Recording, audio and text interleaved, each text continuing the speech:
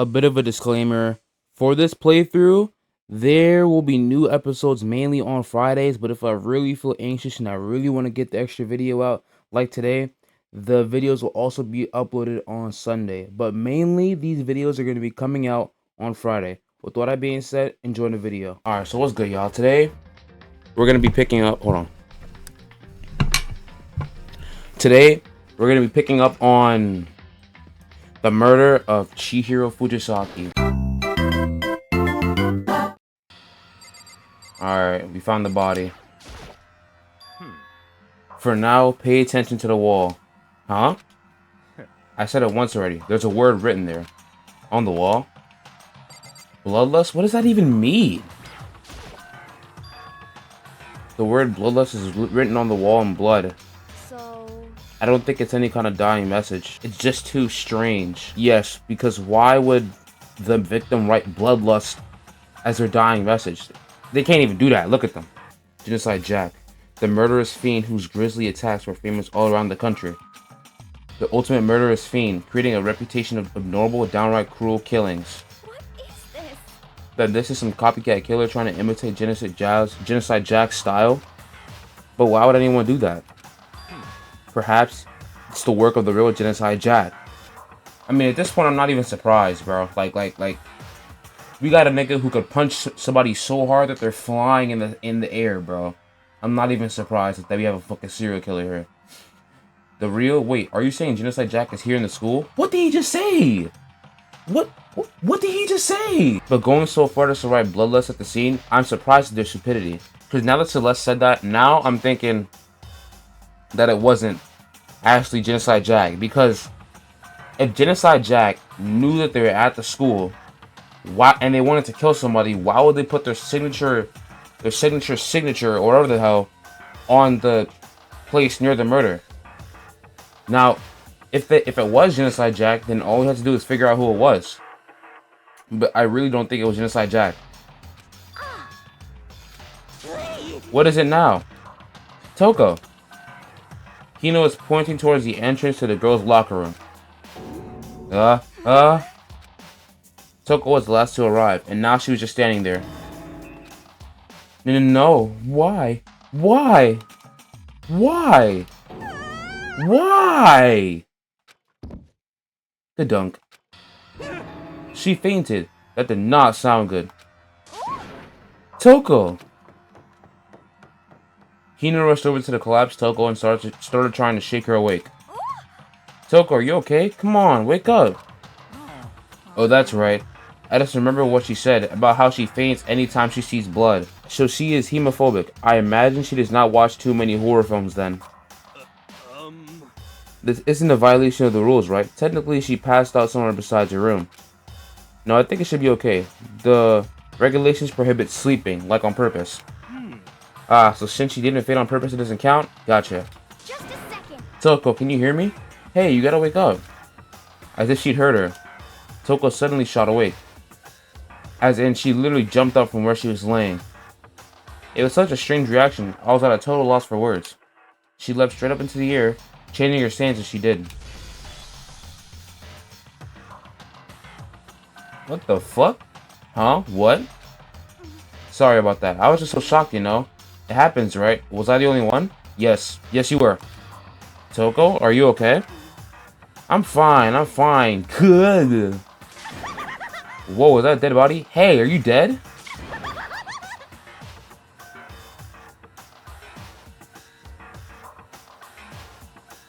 What the heck?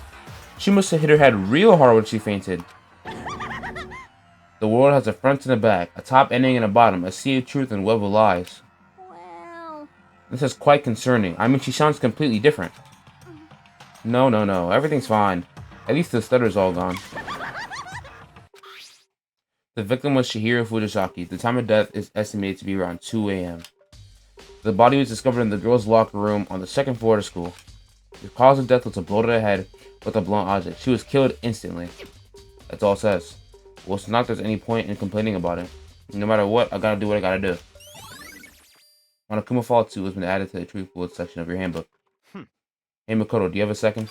Huh? Did you need something from me? Naturally. Of course, life without purpose is quite dull, you know? So what did you need? I'm going to let you cooperate with me during my investigation. Nigga, you interrupted me! What are you talking about? What? I'm purchasing your talent, the same talent which allowed you to solve Sayaka's case. Solve? No, I just... Stop talking. You seem to have some limited use, which is why I've chosen you. Yo, suck my dick, bro. You have the honor of contributing to my investigation. Nigga, I don't want it! I don't want it!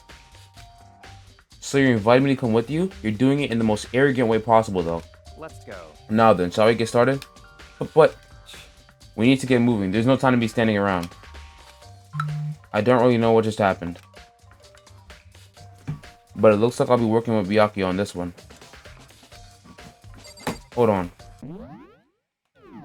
He did add a new rule. Oh, what the fuck? He did add a new rule. The guilty party may only kill a maximum of 2 people during any single killing game.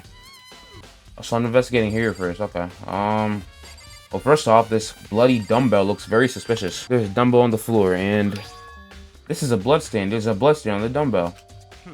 The Monokuma falls to the blow to the head with a blunt object is what killed her. Does that mean this dumbbell was actually the murder weapon? That's right. I don't imagine it could have been anything else. There's a fresh bloodstain on the carpet. It must have been splattered with blood during the murder. What do you want to say? I use this locker room all the time. Now it's become the site of Chihiro's death. But why was she killed in the locker room? Actually, if you think about it, she could have been killed somewhere else than carried here. She was very light, that is true.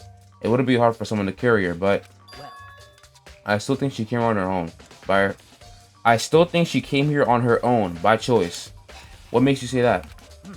She's been talking a lot lately about how she wants to get stronger. So you're saying she came here to exercise. But according to the Monokuma file, apparently she was killed around 2 in the morning. Would she really have been exercising that late? Perhaps. Hina or myself are usually in the locker room during the day, so she was probably avoiding it then. Avoiding it? Although we invited her to join us more than once, she never showed up.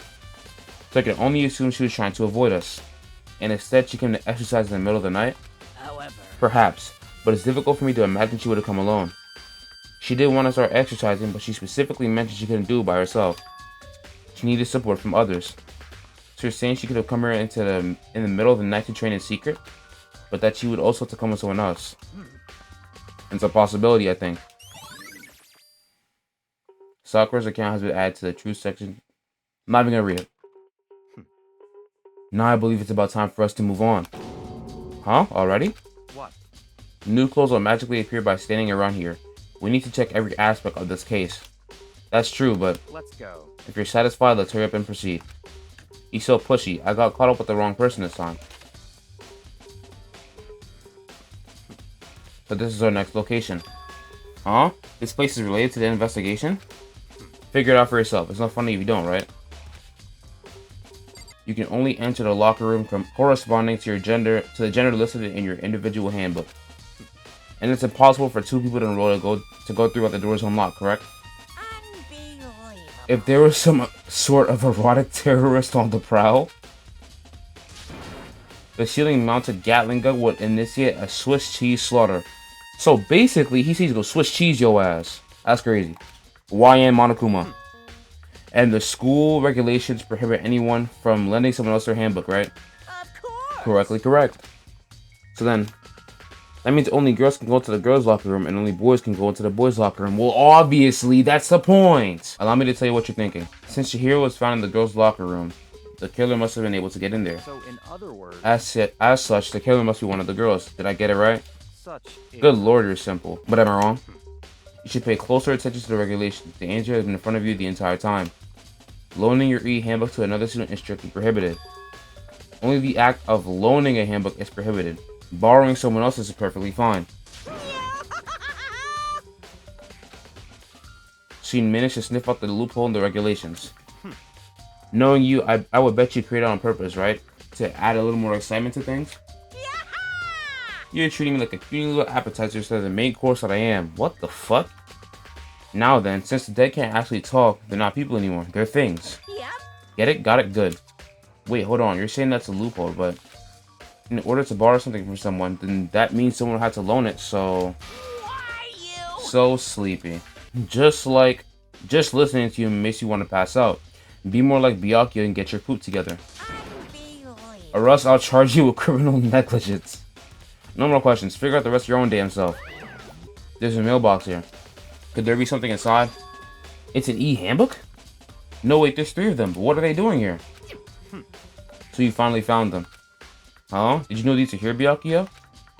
I happened to find them by chance myself the other day. It seems there's a system in place where the handbooks of dead students get delivered to this mailbox. So then these 3 handbooks belong to Junko, Leon, and Sayaka. You can go ahead and confirm it yourself. I immediately turned on one of the handbooks, and when it did, by chance he got Sayaka's. You're right. This is Sayaka's handbook. Now do you understand? This is the key to the loophole that I revealed earlier. Yeah, I feel like I'm starting to get it. You should pay closer attention to the regulations. The answer has been in front of you this entire time. Loaning your handbook to another student is strictly prohibited. Only the act of loaning a handbook is prohibited. Borrowing someone else's is completely fine. I see, yeah, now I understand. What? Hold on a second. What's wrong? Very strange. That's strange. One of the handbooks won't turn on. Is it broken? Whose is it? The other handbook shows Junko's name when I started it up. And the one that won't turn on must be Leon's, right? I see. It would make sense, yes. After all, he did get pummeled with dozens of baseballs. Pummeled with baseballs. The memory of it came flooding back. The cruel punishment, which led to Leon's death. The execution that the mastermind concocted. A cruel, heartless death. You're right, it wouldn't be surprising for the handbook to break during that kind of assault. Damn it. Hey, hey! Hey, hey, hey, hey, hey! Me. Now. Hey! What? That e-handbook is essential to student life here. Crucial, integral, instrumental, a super big deal. There's no way it will break that easily. But it did. That's impossible. If I say it wouldn't break, it wouldn't freaking break. It can withstand up to 10 tons of pressure, and it's waterproof up to 100 meters, okay? I don't care how many baseballs you hit it with, it wouldn't do crap. Oh, but even my amazing handbook does have one single weak point. It does? But it's a secret. I wouldn't want you to go breaking any more handbooks. What? Then Leon must have broken it somehow without realizing what its weakness was, right? Hard to say. You know what I think? I think his handbook isn't actually broken. What? But you might ask, how could that be? Leaving the question hanging in the air, Monokuma disappeared. What just happened? Monokuma said it's not broken, but it's an undeniable fact it's not turning on. That's fine. Well, I don't see any connection to the case, so it doesn't matter for now. You think so? Either way, something about it still bothers me. Broken e-handbook has been added to the truth bullet section of your handbook. Okay, then this should be enough to get things rolling. Ah, hey you two. Big trouble, need your help. I don't have time to play. We're busy, leave us alone. It's an emergency, emergency. Come on, please, you gotta help me. What? Please. This is a serious emergency, please, you gotta help me. Just calm down, okay, Hina? But it's an emergency. An emergency? What happened? Well. Something's wrong with Toko. She's acting super strange. Well, I mean, she was acting pretty strange earlier, right? What should we do, Byakuya? Very strange. Since it's Toko, I must admit, I'm intrigued. I suppose we can take a second to see what's going on with her. Are you sure? Don't make me repeat myself. I didn't expect that. I thought for sure you'd just say no and that'd be the end of it. Such. You're talking to the wrong person, you wasted... Who are you talking to, bitch? You guys are too slow. I think you're just too fast. So, what's this emergency? Well, after what happened in the girls' locker room, we left Toko in the room so she could lay down. After a while, we came back to check on her. You know, see how she was doing, but once she did, it was weird. She refused to come out, and she kept saying all this weird stuff. Weird stuff? That's fine. We should try talking to her ourselves. Yeah, good idea.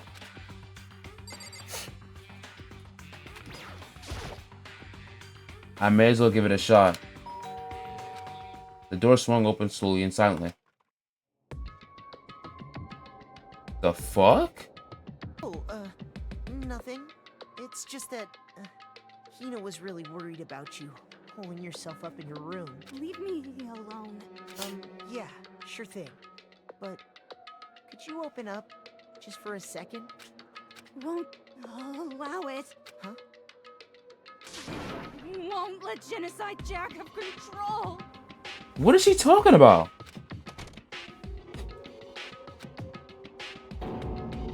What was that? She's been acting like that the whole time. When I rang a little while ago.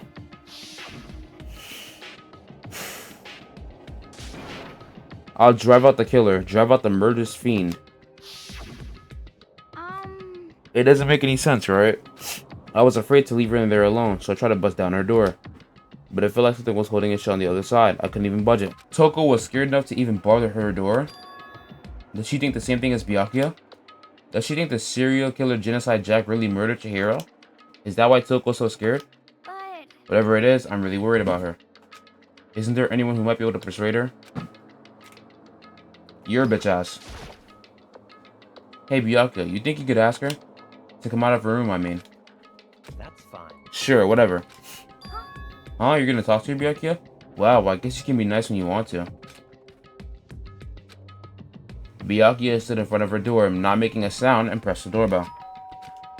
After a few moments. what do you want? Leave me alone, you're all so annoying.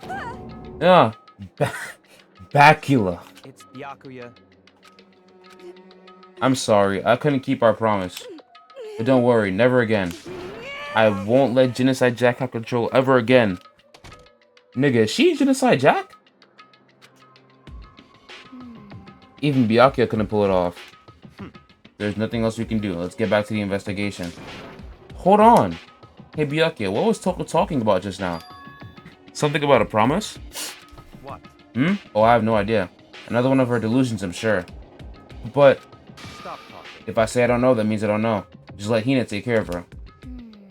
Oh yeah, okay. I'll stay here and keep an eye on her.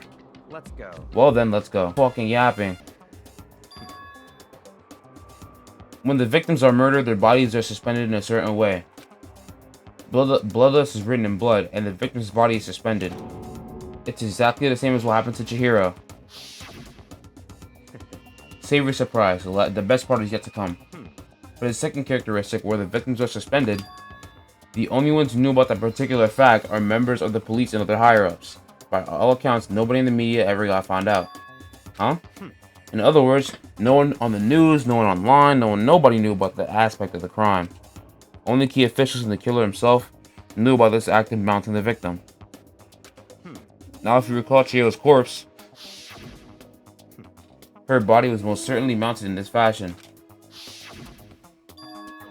So how could the killer known about suspending the victim? That's right. That's the key question. But in fact, the answer is quite simple. So in other words, The culprit isn't the copycat killer. It's the real Genocide Jack. Wait, but...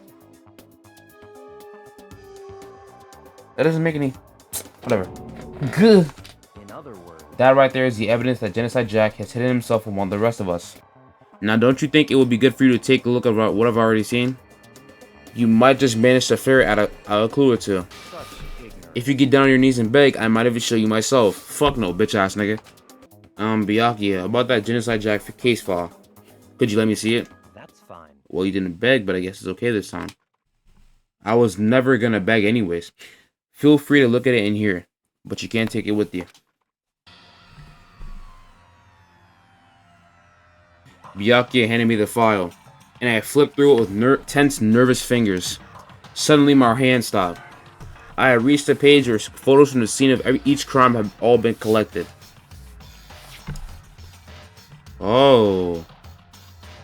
Oh, that's Ken Harada, 32. Tetsuhiro Honda, 17. Shoji Gaku, 23. Kano Issei, 14. Takeshi Yoshida, 30. 14-year-olds? This nigga goes after 14-year-olds? All the killers, countless victims, were killed and suspended in the exact same way. And they're all dudes. Look at them. They're all dudes. And at the scene of every murder, the word bloodlust was left in the victim's own blood. Now take a look at the next page and you'll find another interesting tidbit. All the crimes took place either on weekdays or at night, or during holidays, either day or night. The most common time for the killings to take place on holidays in the afternoon. Based on these facts, it could be suggested that the suspect may be a student. Evidence suggests that the suspect lingered at the scene, but when they did leave, they were in a panic. Because an eyewitness has never come forward, it's unlikely there is any external reason for this. This confused behavior suggests that the suspect may potentially suffer from dissociative identity disorder. So, in other words, The key point here is that the culprit may well have a split personality. A split personality, like the kind of thing you see on TV. Like, what's his name? Doesn't YNW Melly have a split personality? Genocide Jack case file has been added to the Choose Bullets section of your handbook. let's go. Alright, we should get going soon. Huh? Where are we going? Anywhere but here. We finished our business here, haven't we? Oh, wait, Byakuya. Well, this is where we part ways. I have some things I need to take... Well, this is where we part ways. I have some things I need to take care of before the class trial. Huh? Just all of a sudden like that? I don't have time. Come on, enough of your annoying misapprehensions. Did you really think we'd be together the whole time? Take responsibility for yourself and do something useful. Move the investigation forward on your own. Shut your bitch ass up, you bitch ass nigga. I hope you get slimed out in the next chapter. Ding ding ding. Hifumi has discovered evidence revealing the identity of the culprit. I feel as if... Another stat increase for me. Evidence? What did you find? I cannot reveal that just yet. But I guarantee that what I found will steal the killer's breath from his lungs. Are you sure about that? Oh yeah, Miss Ludenberg said she witnessed something worthwhile too. Really? What did she see? Well, She refused to tell me. It's like when a girl bullies the boy she likes, right? Right? No. Okay, so where is Celeste now? The warehouse by the dorms. She was there, but at the same time, not there. What's it gonna be? Is that a shit stain?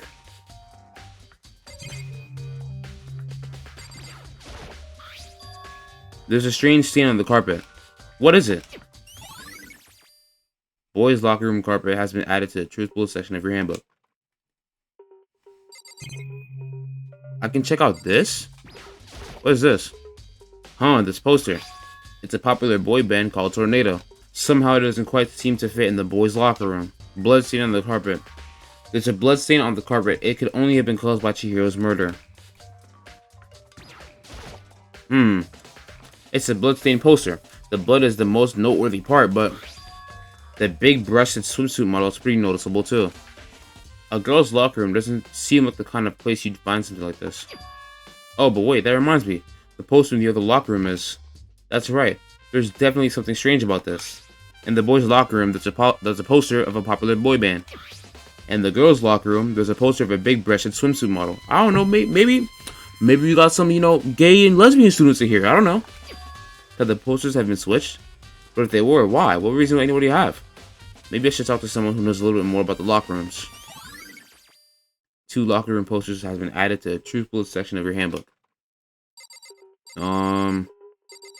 What's good, fuck nigga? Hey Kyoko, have you made any progress on your investigation? indeed. Genuinely speaking, However, but I have to get going. I have something unrelated to take care of. Something besides the investigation? What is it? well, Nothing you need to worry about. Just concentrate on the murder. But so then, before I go, let me give you one piece of advice. You should examine Chihiro's body one more time, thoroughly. Also, her handbook is missing. You might want to determine its whereabouts. goodbye. That's it. I'll be praying for your success. With that, Kyoko turned and left the girls' locker room. I guess I'll take another look at the body then. And Chihiro's handbook is missing? That's definitely worth worrying about. Chihiro's e-handbook has been added to the Truth Bullet section of your handbook. Okay. Kyoko said I should examine the body one more time. What? What is there to examine? I know she said thoroughly, but do I have any limits? Oh, I do have my limits. Well, I better give it a shot anyway. Let's see. Chihiro's hands are bound with what looks like some kind of rope. The rope was used to prop her up in the kind of crucifix position. Huh? This rope has a plug? Wait, so then this isn't a rope at all. It's an extension cord. Wasn't that extension cord in the library? Chihiro's fatal injury was the blow to her head, which means someone struck her in her head in order to kill her. That's right, there's the issue of her being suspended and the fatal blow. At first, I didn't see any reason to think too much about either of them. But seeing them again after looking through the Genocide Jack file, something's not quite right. What does this all mean? You spend a lot of time exercising You spend a lot of time exercising in the girls' locker room, right, Sakura? Of course. I've used it nearly every day since it opened up. Sometimes Hina and I use it together. Okay, then let me ask you something. Do you think the posters in the boys' and girls' locker rooms could have been switched? I'm sorry. Sorry, I can't really say. I never really paid any attention to the posters. I see. However, But there is something that's been bothering me about the locker room. You see, I like to drink a little protein coffee every time I finish exercising. So was that the shit stain on the other carpet in the boys' room? We have protein coffee in the warehouse. It's not the highest quality, but I don't have a lot of other options. I dropped my fucking phone. I mixed protein powder with coffee and down a glass of it after exercising. Anyway, the other day, I spilled some on the carpet in the girls' locker room and it left a stain. A stain? But I don't see any stain on the carpet now. of course. Exactly. I noticed it earlier. The stain has disappeared. I can only assume someone came along and cleaned it up. But still, isn't it unusually clean? As if there was never a stain here to begin with. Disappearing stain has been added to the truth bullet section of your handbook. But there is a stain. The big ass blood stain right over there. Okay, is there anything else we need to look at? No, okay. Now, I'm gonna go see Celeste. Cause Hifumi said there is something that she saw. What's good, fuck nigga? Celeste, what are you doing here? This warehouse is amazing. It has absolutely everything one might need to live a full life. From food to clothes to towels, there's an endless supply to choose from. I see that, but have you found anything related to the case? I knew you were gonna ask me that. I thought talking about the warehouse itself might misdirect you, but I see it was pointless. Why wouldn't you want to tell me? You do realize that you die too if you don't figure out the culprit, right? Then you did find something? Very well, I will tell you and only you. Actually, Last night I saw her here. Chihiro was in the warehouse. What? Really? indeed. This was right before nighttime. Hmm? Huh? What are you doing out this late? Just speak for me, I guess. Oh, I was just... Are you planning to go exercise, perhaps? What? How did you know? The fucking tracksuit, nigga? Like, Because I can see a blue track jacket sticking out of that duffel bag you're carrying. Oh, you're right. Thanks. Well, I'd better get going. I'm kind of in a hurry. she stuffed the jacket into her bag in a hurry. It's almost like she was trying to hide it. And just like that, she was gone. Yes, indeed. I assumed she was merely stocking up to go exercise in the morning, but it would appear she ignored the nighttime rule and headed directly to the girls' locker room. If she hadn't broken our rule, none of this would ever have happened. You get what you deserve, I suppose. So apparently, she went to the girls' locker room late at night in order to exercise without anybody knowing. But the strange thing is, there is no trace of the track jacket or duffel bag Celeste said she saw Chihiro carrying, which would mean the killer would have gotten rid of it somehow. Speaking of which, what are you eating? A donut, of course. Of course. There's two things I'm sure God created. Outer space and donuts. Really? I bet Chihiro would have liked to eat more donuts. Maybe that was her one big regret. I should have tried to spend more time with her. Come to think of it, who did she spend time with? Well... Yeah, she was a little bit strange. Didn't really hang out with the other girls much. It was like she was trying to keep her distance from us. Ashley Sakura said something similar. She said that even though you and her invited Chihiro to exercise with you, she always refused. Yeah, totally. Yep, it's true. And it wasn't just us either. It was like she stayed away from all the girls. Was she just shy? I don't know. She talks to the boys all the time. Isn't it kind of weird to be shy around your own sex, but totally fine with the opposite sex? Oh wait, maybe. Maybe she was used to guys spoiling her. The law says you can't judge a book by its cover, right? You think so? I never really saw her as that kind of girl. Awie's account has been added to the Truth Bullet section of your handbook.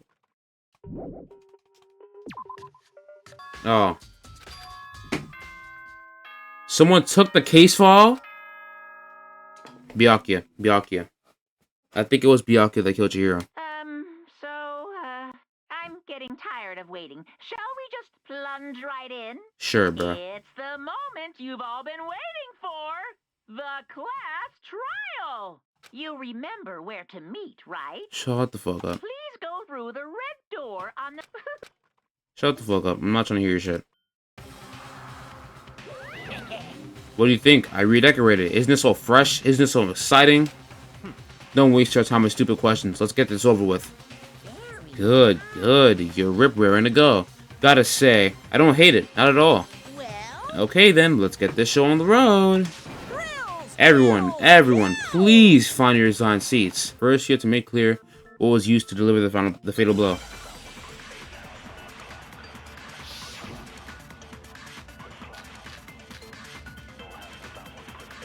Chihiro's fatal injury. It appears it was a head wound. According to the Monokuma file, the killer used a blunt instrument.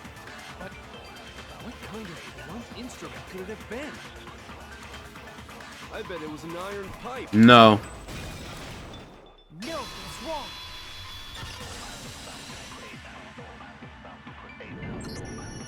Can we agree that the object that dealt the fatal blow was the dumbbell? Found at the scene of the crime? It was covered in blood. And there was nothing else at the scene that could have caused that kind of injury. And the wound on the victim's head is consistent with the shape of the dumbbell. As far as I'm concerned, there's no mistake and no room for doubt on this one. You looked at her head wound? Yes! That's so creepy! What the hell? If you don't mind, I will proceed from here. Let's move on to discussion of the culprit. Although, I believe the criminal behind this heinous act is already quite clear. What? For real? Chihiro's killer is the fiendish serial killer, Genocide Jack.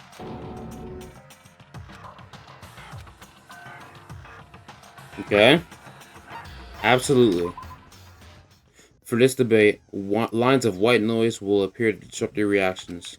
Your truth bullets will disappear if they hit these lines, so think of them as obstacles in your debate. But there's a way to keep these white noise from getting in your way. Press the A button to attach the silencer, which you can use to shoot down the white noise. However, if you shoot natural remark with your silencer instead of the white noise, the time limit will decrease.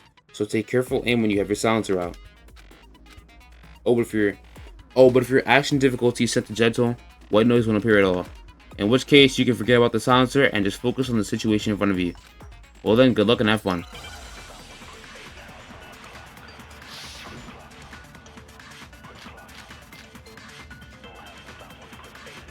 The culprit is Genocide Jack. I'm sure of it. Case closed, as far as I'm concerned. But that's impossible!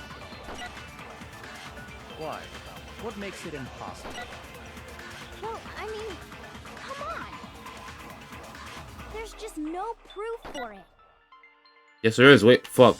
Hey, so, speaking of Genocide Jack, I don't know who that is!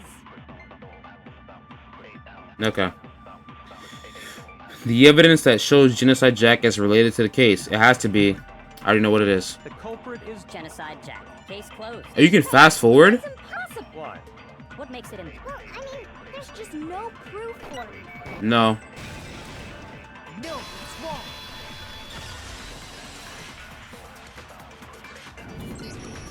I might know one reason he could be involved. What? I found this file while I was looking around the archive in the library. I guess it's some kind of confidential file the police put together about the Genocide Jack case. Yo, my headphones are that loud? I just realized. What? That's kind of weird as shit, isn't it? What was something like that doing in the library? The why of it is probably more trouble than it's worth. So let's forget about that for now. More importantly, it outlines all the specifics of every Genocide Jack case in exceeding detail. According to the file, there appear to be two defining characteristics in every Genocide Jack case. The first is that a bloody message is found written at the scene of every murder. Oh, that's right. Boob lust.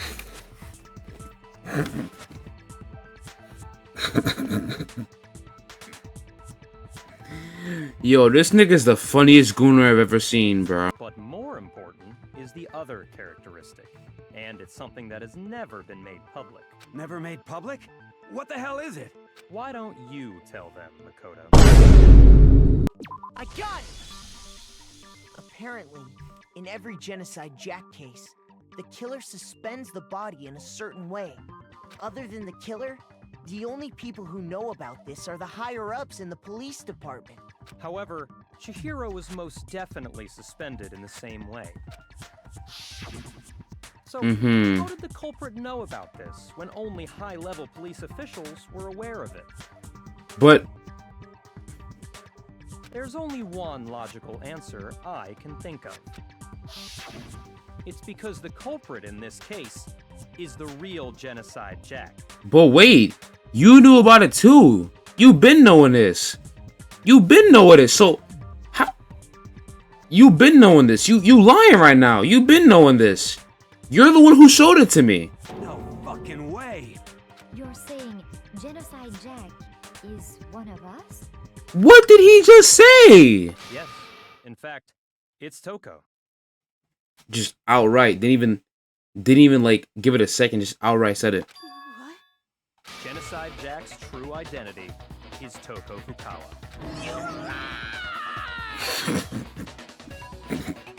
What? Okay, wait, hold on a sec. Toko has like bloodophobia or whatever, remember? What kind of serial killer is afraid of blood? Is Toko Genocide Jack? The answer is yes and no. Another riddle? Man, why is this gotta be so complicated?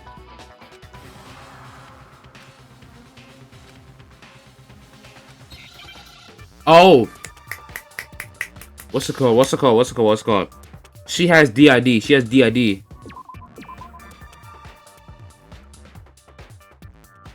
What?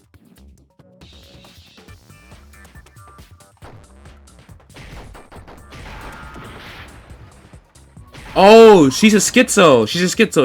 I understand it now. Where? She's a schizo.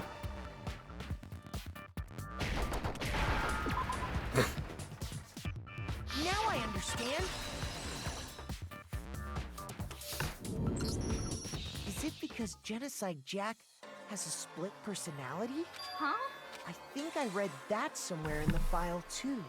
They thought that the suspect might have, what did they call it? Dissociative identity disorder. Oh, okay. But still, to go and say that about Miss Fukawa is... Perfectly acceptable. Toko's strange behavior after seeing the body is proof enough that she has a split personality. Her behavior changed. I got it! You're talking about how she started acting totally different than usual, right? That's right. Think back. She fainted when she saw Chihiro's corpse, and then, when she woke up... I'm fine. Yeah. How? Yeah. How can you know all this? 'Cause he read the document. I do believe you misunderstood her. What she's trying to say isn't, how can you know all this? No. What she wants to know is, how could you tell them? Huh? Last night, just before Monokuma gave his motive speech, Toko and I had a strange conversation. She told me a most interesting story. She said a murderous fiend lived within her, and she was afraid it could appear and attack at any time. And that trepidation is what's caused her to have such a bleak attitude. Isn't that right, Toko? This is all a lie. Right, Toko? No. You said you wouldn't tell anyone. What'd I say? What? You promised. I can't believe you lied. You have only yourself to blame. You came to me with your tragic little story. This nigga don't even care. This is the real world. not some romantic fantasy fairy tale. Besides, you broke your promise first. You said that as long as you were here, no matter what, you wouldn't let Genocide Jack kill anyone. But in spite of that promise,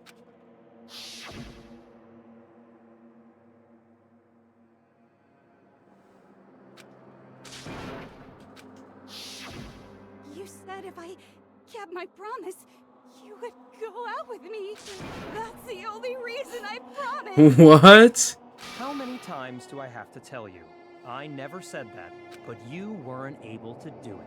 You just couldn't resist that rush you got from killing, could you? I tried. I swear I tried to control it. But your efforts were useless. What a disappointment. Wow. I hate you. Well, the opening act is nearly finished. All that's left is to hear from the person in question directly. The person I'm gonna sit back a little bit. you don't mean. Toko's body suddenly lunged backwards. A huge thud echoed across the courtroom, but in the next second,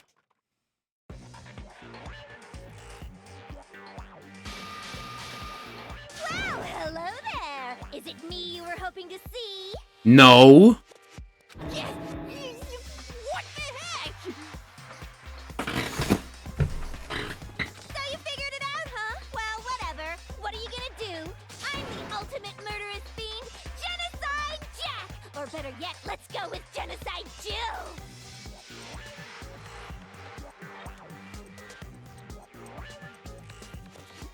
What the fuck is this? Deadass. What is this? What happened to you? Not Toko. That's a loser name. And what happened is a textbook split personality. So what if one of them happens to be a serial killer? You should turn a blind eye to one's fault. Yeah. Alright.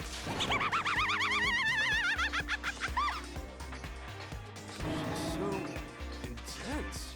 Like they say, sound in murderous mind, sound in murderous body. This one is so different from the one we've come to know.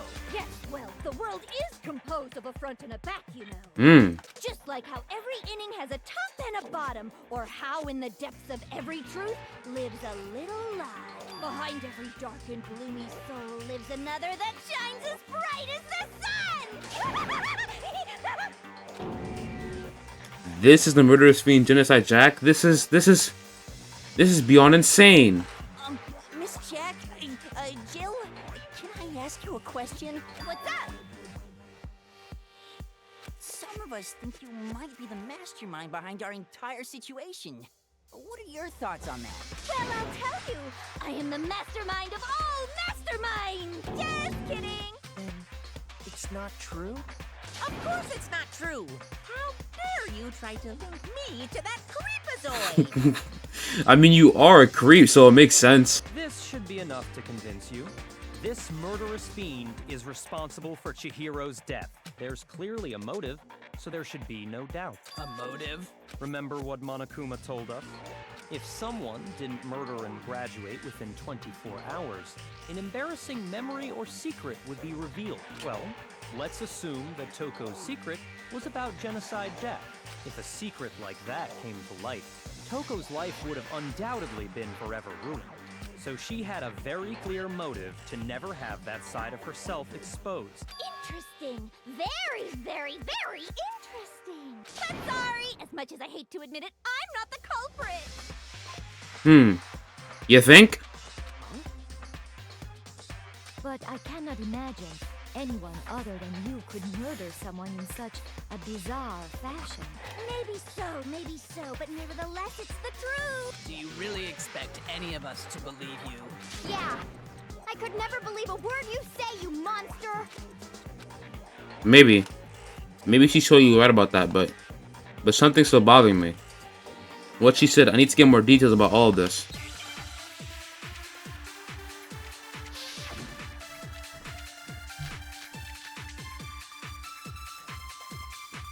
Sorry, but I didn't kill anyone.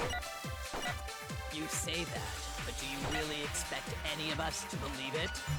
Perhaps if you had an alibi, that would change things. Oh, an alibi, When you compare your past murders to this incident, the modus operandi matches completely. What more proof do we need?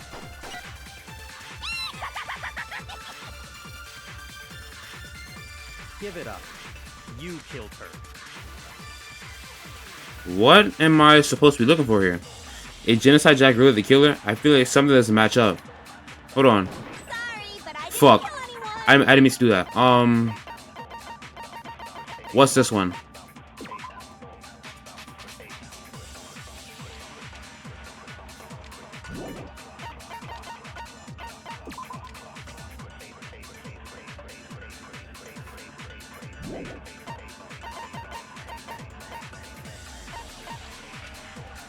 Wait.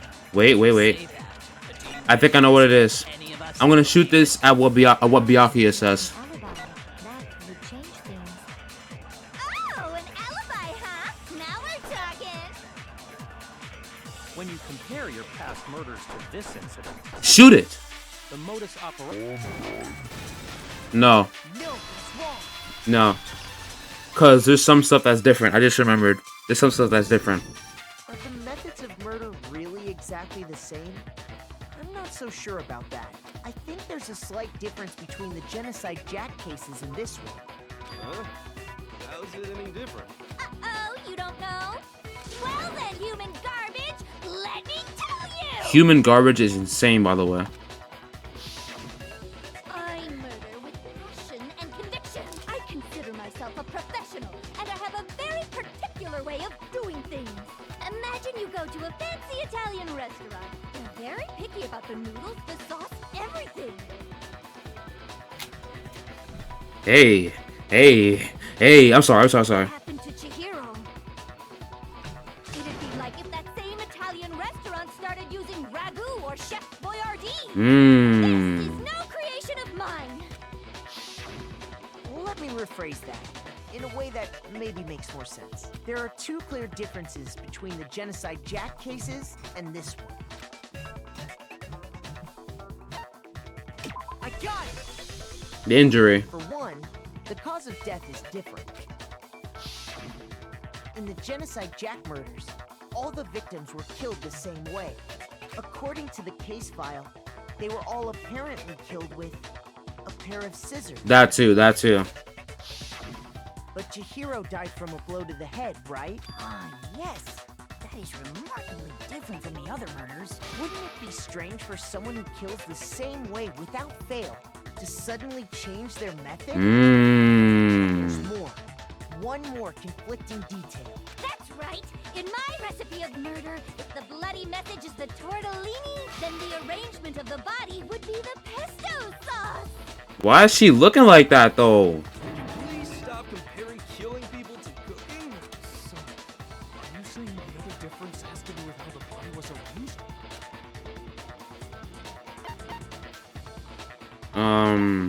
Was it this? Oh yeah, cause the killer used the extension cord. Yeah. Rope to hang her up by her wrist. What is your point? Well, in all the previous Genocide Jack cases, something else was used to suspend them. Specifically, pairs of razor-sharp scissors. And guess what? I used my own specially designed scissors for the murders and the arrangement. Like I said, I'm a professional, so naturally I'm very picky about the tools I use. And you know what else? Why is she so hyperactive? Big Mac said there's two differences, but Big Mac? Big Mac? You know what? That's a tough nickname. I'm gonna let it slide. That's a tough nickname. Big Mac? Are you referring to me? They're all dudes. I got it! Is it because Chihiro was a girl? bingo, bullseye, right on the money. What are you talking about? In all the Genocide Jack cases, all the victims had something in common.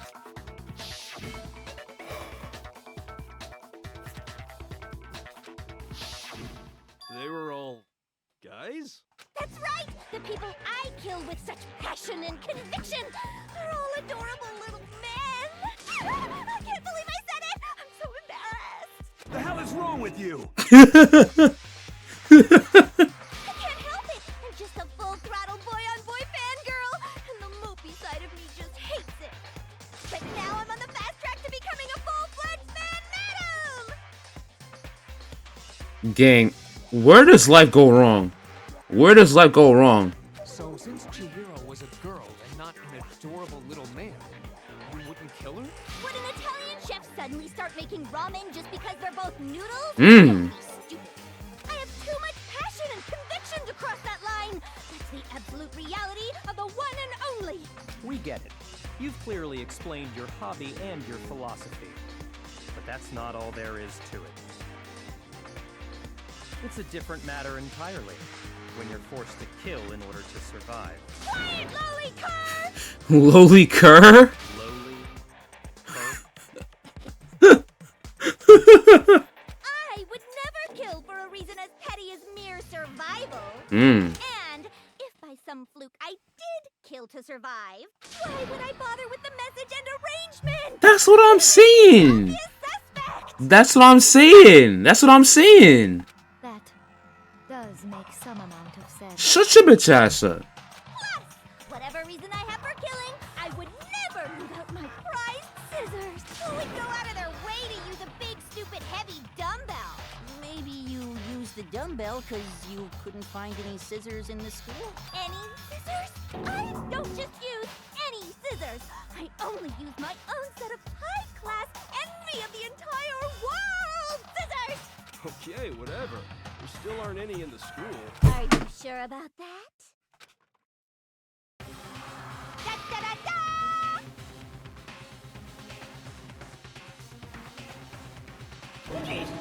She's fully equipped.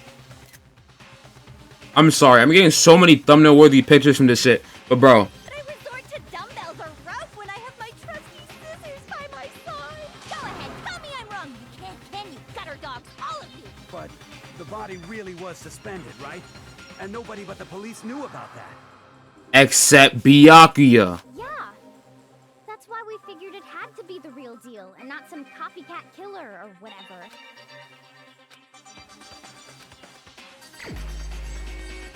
You already know. You already know. You already know. It's your bitch ass. Here's my answer. Byakuya, it's possible you could have found out, isn't it? You'd have no problem gaining access to classified government documents or internal police records. Plus, you've already looked through the genocide jacket. That's what I'm saying. Are you saying Mr. Togami did it? Then the reason he pushed the theory of Genocide Jack being the killer so hard was because he wanted to pin the crime on her. Oh, he rearranged the scene to disguise it and make it look like I put my stamp on it. The adorable glasses man was behind it all. Oh, I'm on fire! Well, Byakuya, what's your response? I see. So now the suspicion falls on me. Then I must ask, when would you say I began acting suspicious? Surely you must have an answer. The way you were acting right before we discovered the body was a little strange.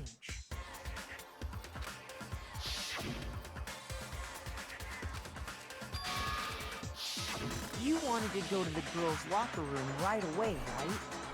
But since you're a guy... I should have naturally thought of the boys' locker room first.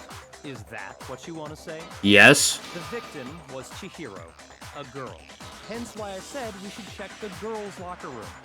Wait, but how would you... Wait. How would you know the victim was Chihiro? We didn't even know who the victim was yet.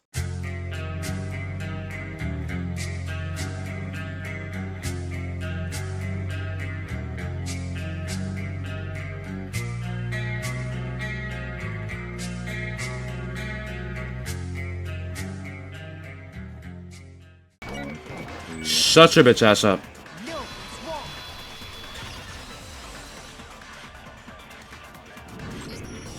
Actually, I'm pretty sure you have seen it before. Because, you see, that rope, or should I say, that extension cord? What?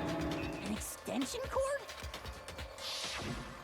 Byakuya, You've used the extension cord in the library more than once, and the same extension cord that was in the library all this time went missing after the murder. Mmm. And there's no way someone who uses that extension cord as much as you do wouldn't discover that fact. And Byakuya must be the one who took the extension cord. I can't imagine any other possibility. That's really what you think? Then your conclusion is something like this? I killed Chihiro in the girls' locker room, then hung her up and wrote that bloody message. I intentionally made it look like Genocide Jack was behind it. Is that about right? He's doing it again. He's totally calm, totally unconcerned, as if he's not even involved. Wait, not even involved? What's wrong? I asked you if you think that's what happened. Hell yes, that's what happened. So that's it, right? Byakuya's the killer. I don't disagree with not disagreeing. He kept calling this a game, right? So he'd be totally willing to do something like this to win. Sorry, but could we hold on just a second? I think we need to talk about this a little more. Do we really need to? We've already decided who did it. I know, but still. There's something that's still bothering me. Is that right? And what, pray tell, is still bothering you? I killed her in the girls' locker room, then disguised my crime. Specifically, I dressed it up to make it look like it was the work of a homicidal psychopath. What about all that bothers you?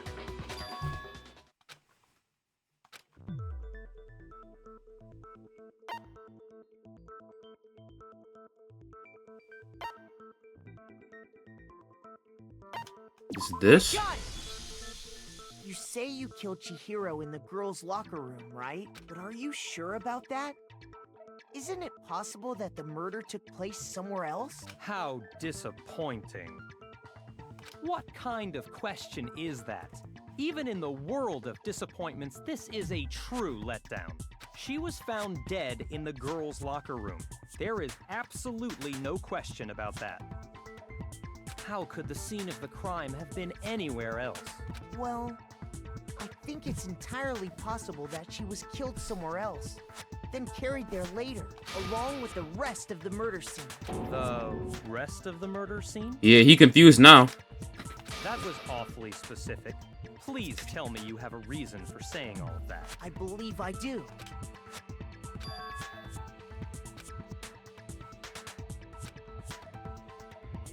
Hey, don't just move on without permission. Who are you talking to? She was killed somewhere else. Come on, Makoto. If there's any chance the murder took place somewhere else, let's see the proof.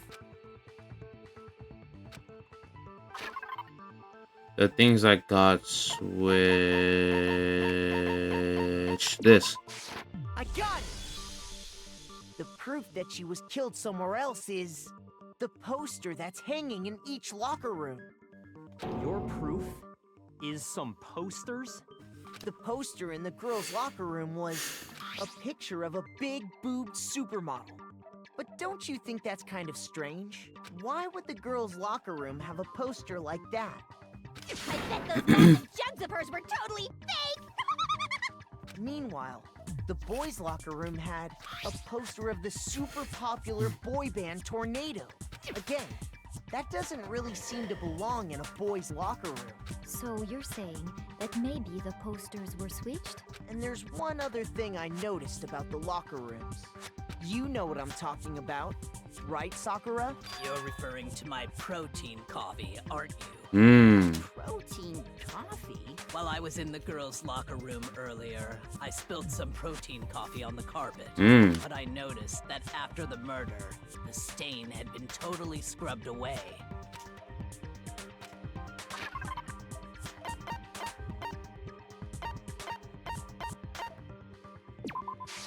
I got it! Yeah, because of the shit stain. The stain on the girls' locker room carpet wasn't scrubbed away.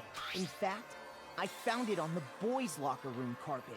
That's definitely the stain from my protein coffee. Then, does that mean that the carpets were switched too? In other words, In order to completely swap the scene of the crime, the blood-stained poster and carpet were moved along with the dead body. By doing this, the killer was able to change the entire room where the murder took place. I can certainly follow your reasoning, but why would the culprit bother doing that? Huh? Why would they go through all that trouble of switching the scene of the crime?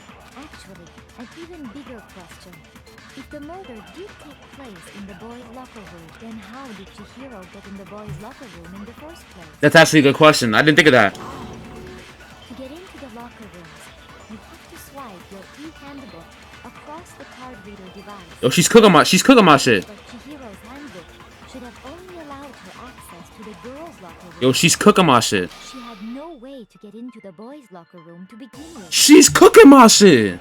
No, she did have a way, and I can tell you what it was. I highly doubt that. Shut up! I'm telling you, I know how she could have done it. She used the thing that was in the main hall. Huh? What thing? I'm talking about Leon's handbook, of course. Wasn't that one broken? No, that's wrong.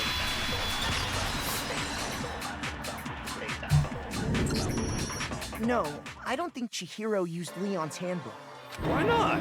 Because Leon's handbook was broken. Oh. Well, then, yeah, I guess that'd be pretty impossible, huh?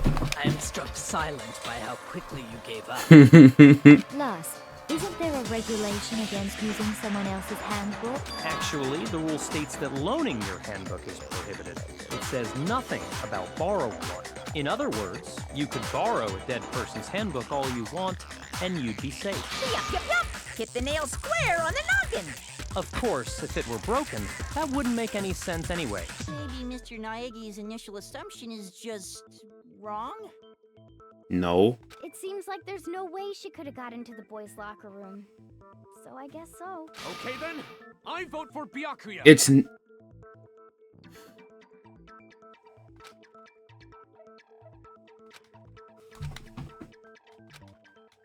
Hold on a second. I agree with you, though. I think you're on the right track. What the? You finally decide to open your mouth and that's what you've got to say? There's no way she could get in the boys' locker room, right? Why are you so sure she couldn't get in? There's still one other way she could have gained access. What? What are you talking about? What other way is there? Well, to explain that, why don't we take a little break from the trial? I'd like you all to come see something. Wait! Just what do you think you're doing? Don't worry. This'll make the whole trial more exciting. I'm sure that thought must please you. Huh? It'll make things more exciting? Well, all right then. I declare an official class trial recess. For real? Now then, what is it you want to show us? It better not be boring or I'll be very unhappy. Oh, I have no doubt it'll meet your lofty expectations. So, shall we go? Why does she say it like that? Sorry, I'm just looking at my phone doing something right now. Locker room? What are we about to see? Search this place top to bottom. What are you trying to pull, Missy? I'd like you to examine the victim's body one more time. You want to check it again? Be sure to examine the entire body very carefully. Take your time. Examine her carefully? Like using our hands? No, nigga, use your feet. No way! Very well. I'll do it. But you're a girl. You shouldn't have to touch a dead body. Just let one of the boys do it. No, it's okay. I think Chihiro would rather have a girl examine her. So just leave this to me. Sakura. What is this? Some kind of secret girl-on-girl action? Is that what you two are about? I mean, they do stay in rooms together. That's not it at all. Stop screwing around. Alright, my fault. Be sure to check her entire body, and I believe we will solve this particular mystery. Her entire body? I know you say that, but... What? This is... What is this... What does she see? What is it? Not not possible. It's not possible. She's about to go Super Saiyan? What's going on? This girl is what? Is a boy. I knew it! So she was a femboy! Ah, I see. So she is actually a he. Interesting. Thank you for confirming this fact. What? You're joking, right? I wouldn't joke about this. Ben, it's really true? Chihiro was a guy? Oh, what? You guys didn't know? Heck, I knew that right off the bat. Remember what I said in the first video. She deadass looks like a femboy. I'm not gonna lie. I'm not gonna lie. She looks like a femboy. She looks like a femboy. Yes, well, I don't know his reason for hiding it, but the fact is, Chihiro was not a girl, but a boy. And because the victim was male, he would have had no problem gaining access to the boys' locker room. Assuming his handbook did, in fact, list his gender as male, then yes, that would be true. Of course his handbook said he was a boy. He dressed like a girl, but he was a boy through and through. So a femboy. So then, there should be no issue with Makoto's initial assertion. Wait, so in that case, you touch his penis? The victim was killed in the boys' locker room, and was then later moved to the girls' locker room, and the killer could have easily used Sayaka or Junko's handbook to get into the girls' locker room. So Chihiro really was killed in the boys' locker room? I still don't understand the motive for moving the body, but yes, that does seem plausible. Well, I must admit, I did find it rather odd. I knew he felt a little off. There was a certain incongruity to his female body. This is the most titillating situation! Tit. So now everything has been connected. All the mysteries have finally become clear. Okay, well, connected or clear or whatever. We still think you're the killer, remember? Very interesting. This has become very interesting indeed. He's off in his own little world. What about you, Makoto? After everything we've learned, do you still think Byakuya's the killer? Well, without a doubt, Byakuya is the one that made Chihiro's death look like Genocide Jack did it. But I think he might not actually be the killer after all. What? But aren't you the one who accused him in the first place? He just seems to be too easygoing about all this. Like he's enjoying us solving the mystery. The way he's acting, it makes it seem like it doesn't have anything to do with him. And you think that might be because it doesn't have anything to do with him? Plus, the evidence he left behind was a little too... how can I put it? Overt. Overt? He consciously chose to use the extension cord. Oh. Knowing it could connect him to the murder. At least, that's how I see it. And Byakuya, when you found out the murder took place in the boys' locker room, it seemed to rattle you. And then again, when you found out Chihiro was actually a guy. If you really were the killer, that stuff wouldn't have had any effect on you. So that's your thinking, huh? Well, it bothers me that you don't have more concrete reasons. What other reasons are there? It's fine. I guess I'll mark it as correct for the time being. Mark it as correct? He's right. I am not the culprit. I just happened to come across the corpse in the girls' locker room and decided to alter it. Why? Are you fucking with us right now? No, I am not effing with you right now. Effing with you right now. Well, I find it very hard to believe. Go ahead. Find it very hard to believe. You're free to be executed along with the rest of us. If you're really telling the truth, then why? Why do you do that to his body? My reasons hardly matter right now. Uncovering the culprit is much more important, wouldn't you say? Now then, if it wasn't me, who was it? Well, I don't think I can say for sure without talking about it a little more. We're seriously gonna keep going? We're all good, aren't we? I thought it was clear Byakuya did it. We just said he... No, I'm with Makoto. If there's any doubt whatsoever, we need to explore every possibility, because if we're wrong, we all die here. That's true. Very well then. I'm with you too. Damn straight. Count me in. Do you not have a mind of your own? Of course I do. What am I, an ant or something? Yes. Anyway, let's discuss this all as a group one more time. We still have time to make our decision. That's very true. Our lives are all on the line. Excellent.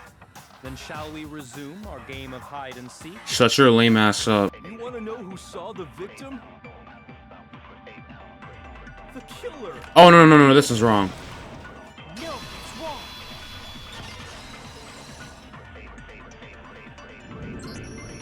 I believe someone else did see the victim before he was murdered. What do you think, Celeste? Now that you mention it, yes, I did see him. Huh? Really? Oh, but I suppose only Makoto knows about this. The rest of you had no idea, did you? That is why you're all making such ugly noises. Shut up, nigga. Whatever. Just hurry up and tell us. It was last night, right before nighttime.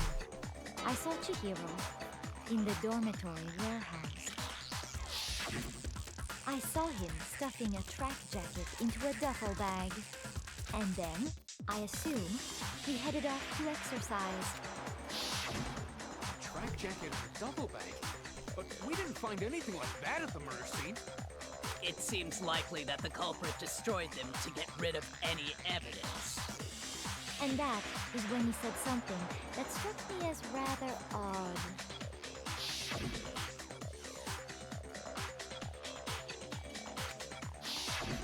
Chihiro told me he was in a hurry. But why would he be in a hurry? Only if someone were waiting for him, I should think. So, Mr. Fujisaki was on his way to meet with someone, and then they were going to work out together? But Hina and I had invited him to exercise with us plenty of times. Probably because he was afraid you'd find out the secret he was hiding, right? Which means that conversely, he must have trusted whoever he was meeting with very much. Enough so that he was willing to risk his secret being revealed. Ooh, what a marvelous friendship! The point is, whoever he met up with is the culprit, right? So we just gotta figure out who it was. But knowing what we know, I can't even guess. No. You already have what you need to make the connection. Huh? You know who the killer is. Seriously? Who is it? Who's the killer? I was looking at something on my phone, but I heard that and now I gotta actually pay attention. Think back to the track jacket and duffel bag the killer disposed of.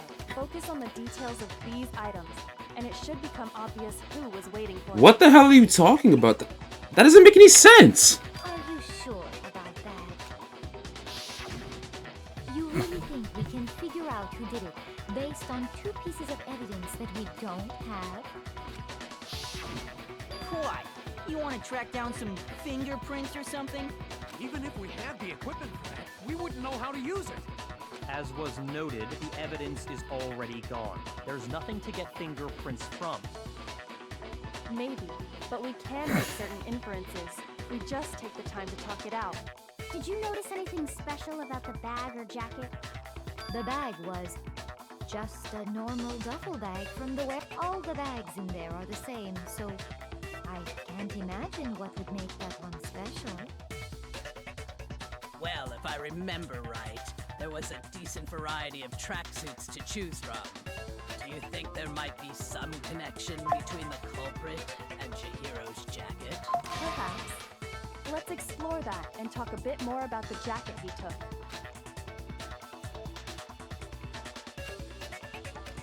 Okay.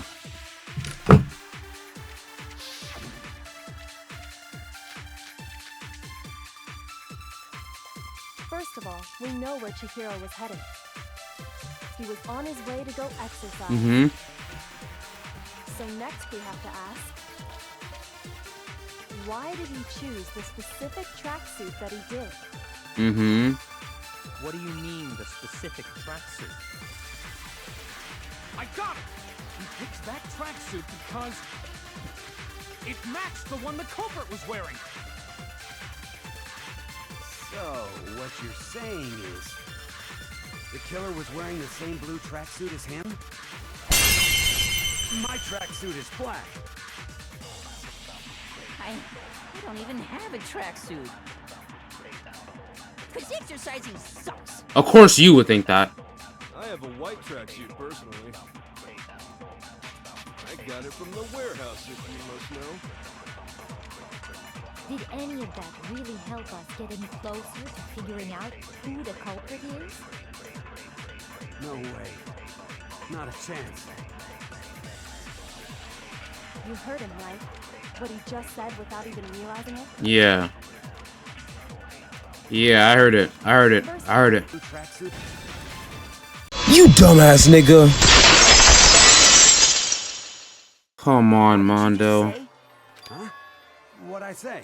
Come on, bro. No, bro. No, bro. Are we serious, bro? When Celeste testified a few minutes ago, she said...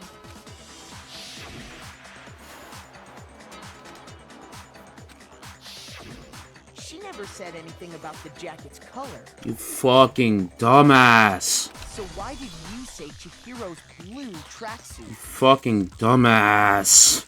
What are you? You just... Hey, Celeste. What color was Chihiro's tracksuit? As a matter of fact, it was blue. Matter of fact, he punched me. I don't even feel bad. I don't even feel bad. He punched me. Did you tell anyone that? The only one I told about any of this was you.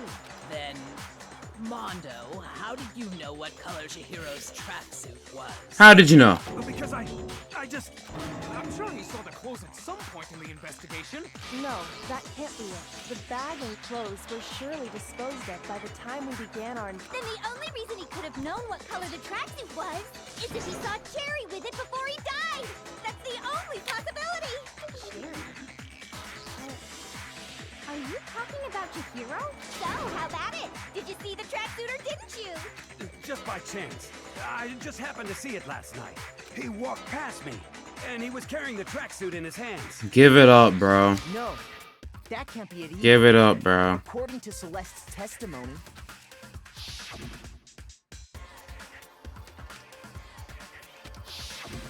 when Celeste noticed it, Chihiro made a point of making sure the jacket was completely in the bag. Give it up, bro. Just ran into him briefly. You couldn't possibly have seen what color the tracksuit was. Yeah. It would appear you've dug your own grave.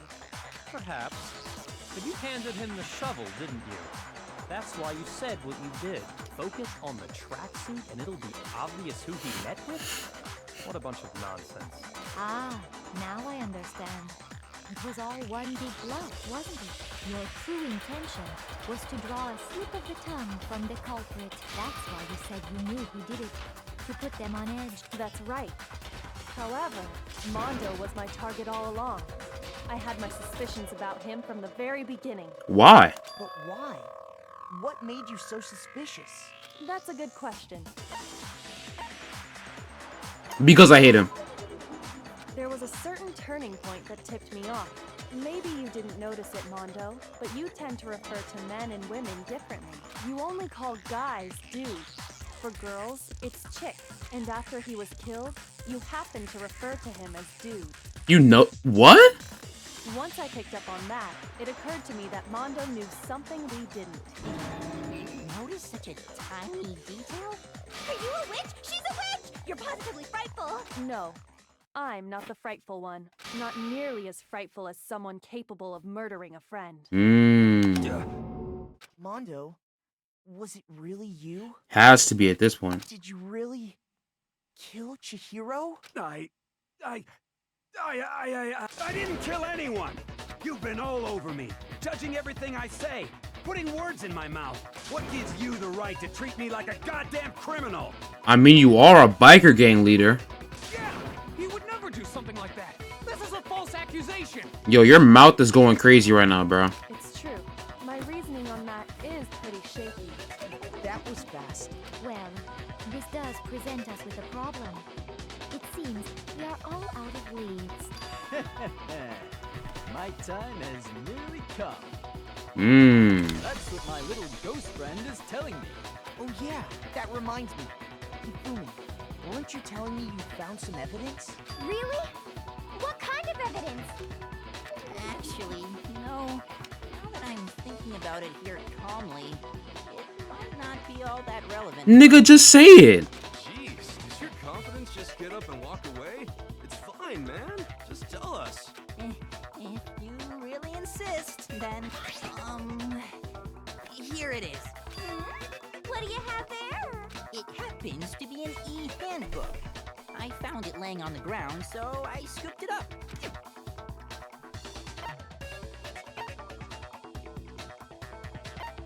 I'm gonna take a wild guess. I got it! Oh.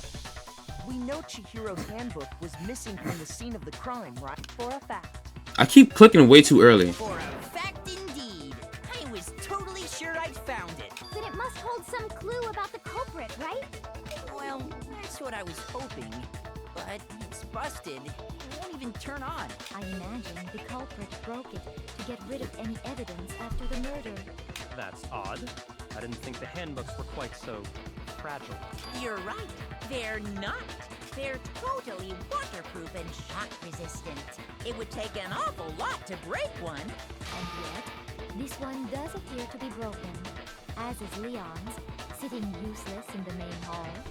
For all your confidence, that is a remarkably high failure rate. Do you think there might be some kind of mystery in there somewhere? How precisely did the handbooks get broken?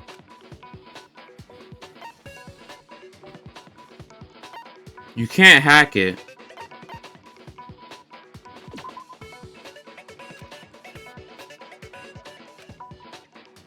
Shoot! Damn. Okay. Then know what it is then. It's this one. I got it! You already told us before that the handbook has one weak point, didn't you? Yeah! You remember that?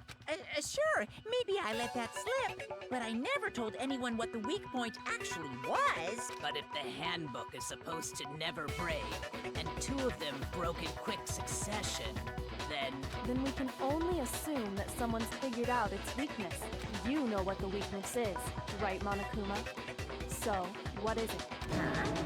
You're asking me? No, nigga, we're asking Jesus. I think it's a necessary piece of information if you want this to be a fair trial. But if I tell you, and someone else decides to copy it, that would be very not good. Just tell us already. Why would we want to break our own handbooks? Oh well, I have a weakness for pushy demands. But you're sure you won't follow their example? Then allow me to make a special announcement. The weak point of my cutting-edge e-handbook is... when it's exposed to high temperatures for too long, it will suffer a meltdown and totally break! I flippin' knew it! You knew it? Yeah, because I found the handbook laying on the floor of the sauna. The sauna. The temperature in the sauna can reach over 200 degrees. I don't give a fuck. Anyway, if you found the victim's handbook in the sauna, then the killer must have been purposely trying to raise its temperature in order to break it. meaning the culprit somehow knew its weakness. My back is itching, chat. But how'd they find out? Monokuma said he didn't tell anyone, right? Indeed. Quite the mystery. What if they found out by accident? What do you mean by accident? What if the killer took their own handbook into the sauna, not knowing its weakness, and it broke? They'd realize it was broken, of course, and it wouldn't be hard to figure out why. And once they had Chihiro's handbook, they knew they had an easy way to dispose of it. I won't say it's not possible, but who would have done something like that? I don't know of anyone who took their handbook into the sauna. I might know someone who did. Whoa! Seriously? I think the one who may have taken their handbook into the sauna was...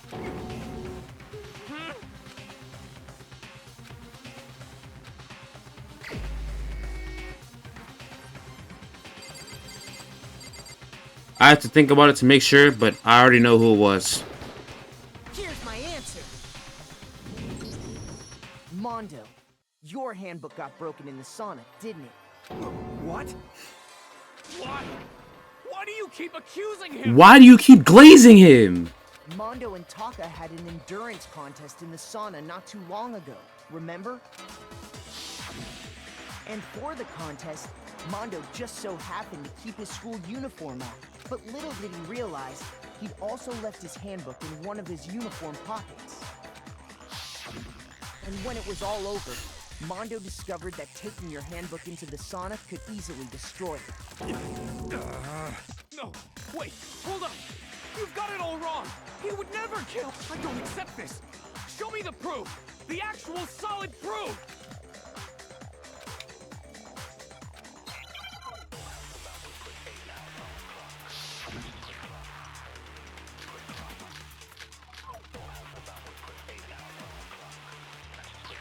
Let's test his Ugh. assertion. Ugh. If what he says is Ugh. correct, then Mondo, you broke your own. Ugh. Ugh.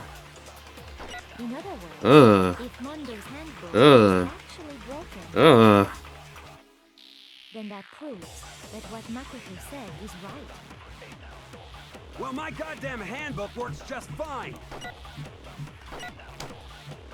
See? Look! Makoto was wrong after all! Mondo wouldn't hurt a fly! Yes, he would. He literally punched me when I met him the first time. He literally punched me when I first met him.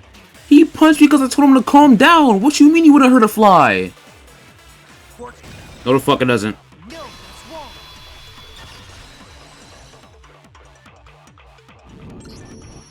Mondo, the handbook you have right now, is it really yours? The fuck is that supposed to mean?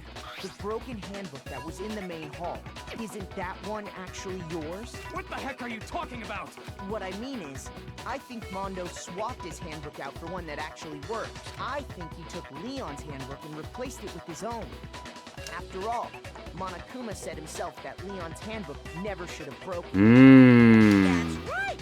The punishment it suffered wasn't nearly enough to destroy it. So then, the broken handbook in the main hall is actually Mondo's, which would mean that the handbook Mondo has right now is actually Leon's, yes?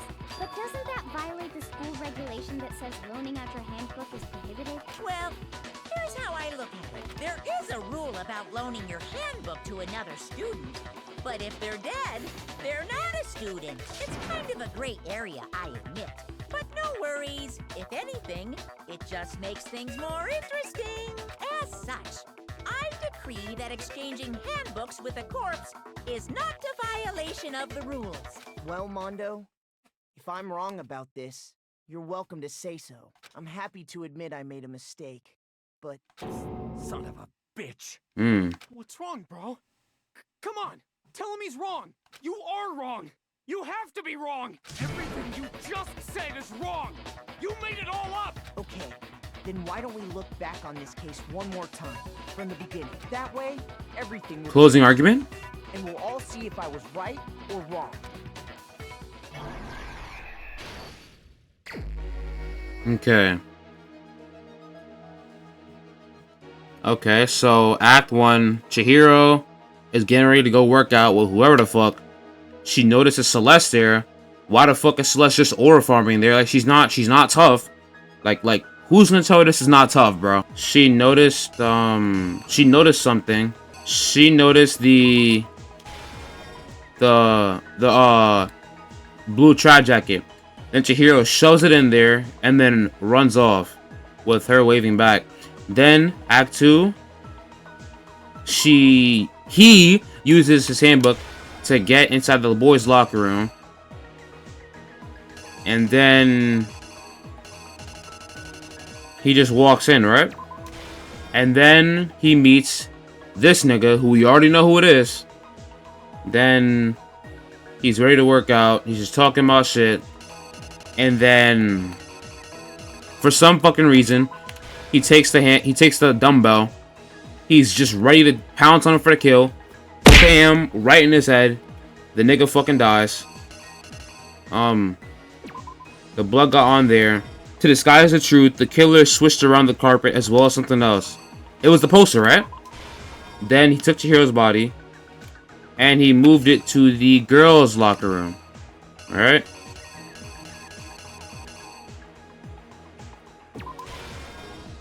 Then The killer took something from the other locker room and switched it at the scene of the crime, which was this. Then he's fucking exhausted from carrying around this light-ass nigga, and then he switched the scene of the crime. There's a shit stain on the carpet right there. Hey, there's a shit stain on the carpet right there. Then Byakuya, sick ass, you're a sick fuck. He goes into the room with the extension cord. Then he ties Chihiro up, takes his blood, and then writes bloodlust. Then Mondo, I mean, I don't even have to say at this point, like, we already know it's him. He takes the handbook, I think, and then throws it in there. And then the handbook malfunctions. The killer is you! First, let's take a look back to before the incident. Last night, Celeste saw Chihiro in the warehouse, correct? She has no reason to be aura farming, by the way. That something was a blue tracksuit. You can confirm this, right, Celeste?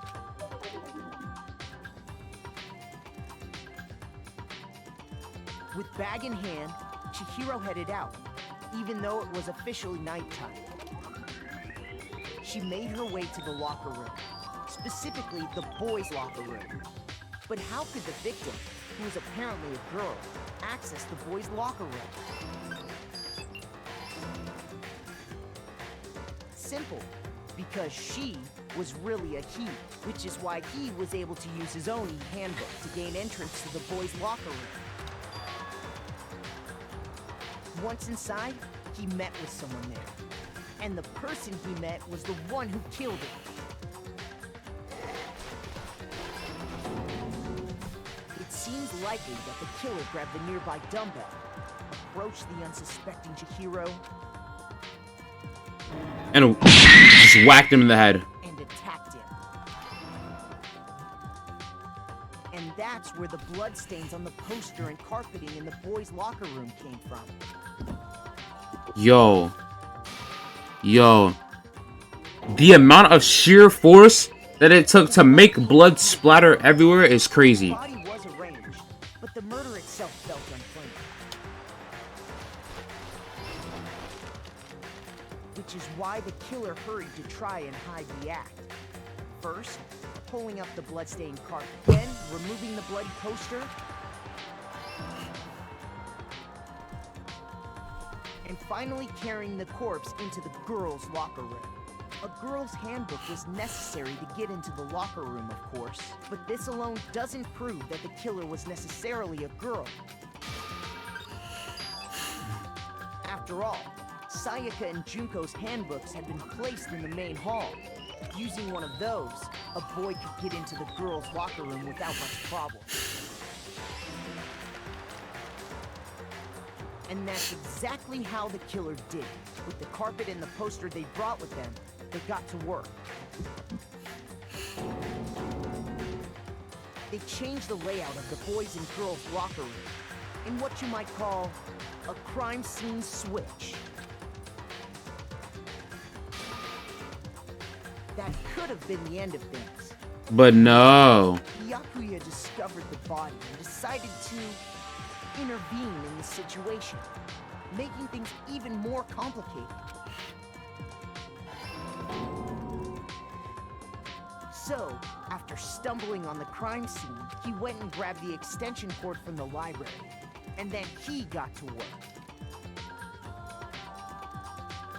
He used the cord to string up Chihiro's lifeless body.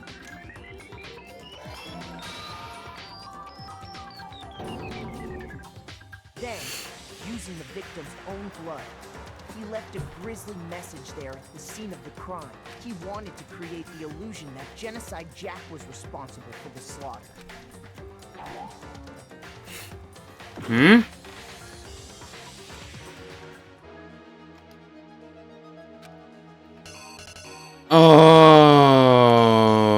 Oh. You went to the sauna. The killer is you! And around the same time that Byakuya was putting together this facade, the killer, having already disposed of Chihiro's bag and other belongings, arrived at the sign. There, they planned to destroy the last piece of evidence, Chihiro's handbook.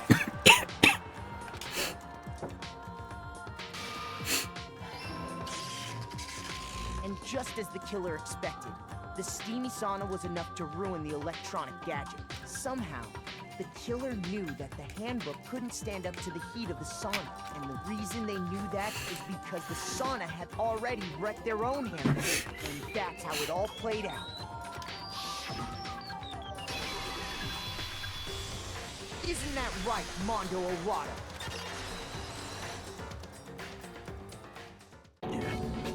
Wait.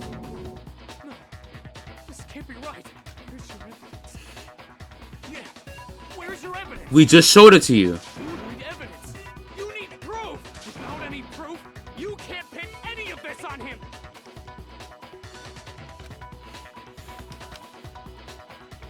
A new element has been added to bullet time battles. Would you like to hear more? Sure.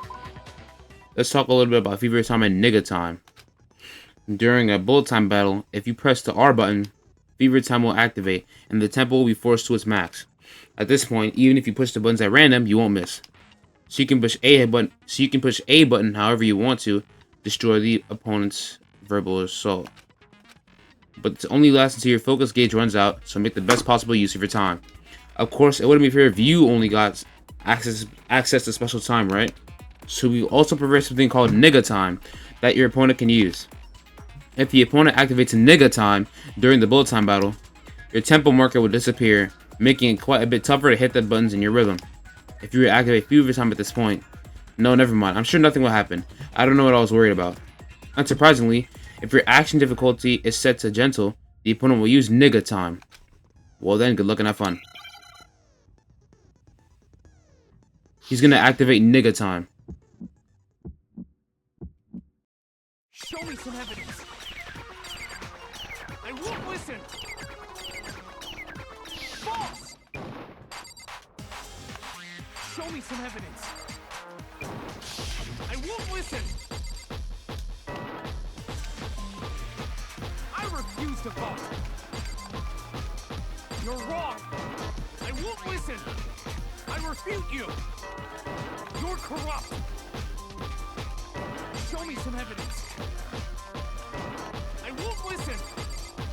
You're corrupt. I refuse to vote. False. Show me some evidence. Show me some evidence. You dumbass nigga.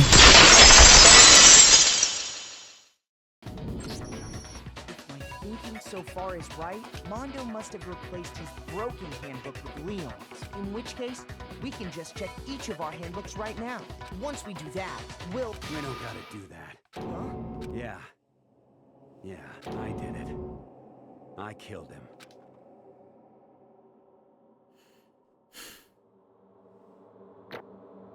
At least he admitted it.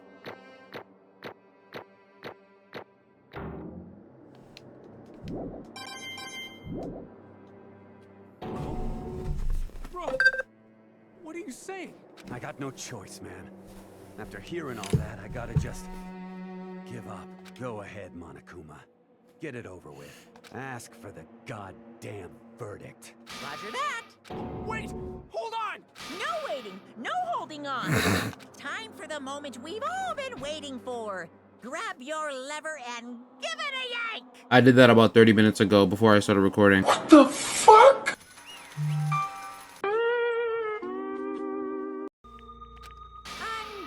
In case you're wondering, the vote was not unanimous. Kiyotaka chose the wrong answer.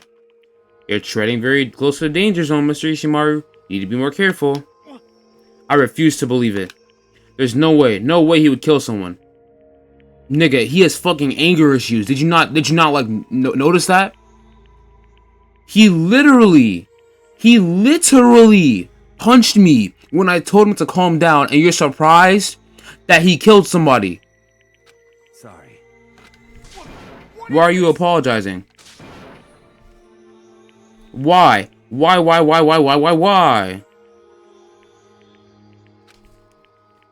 Why?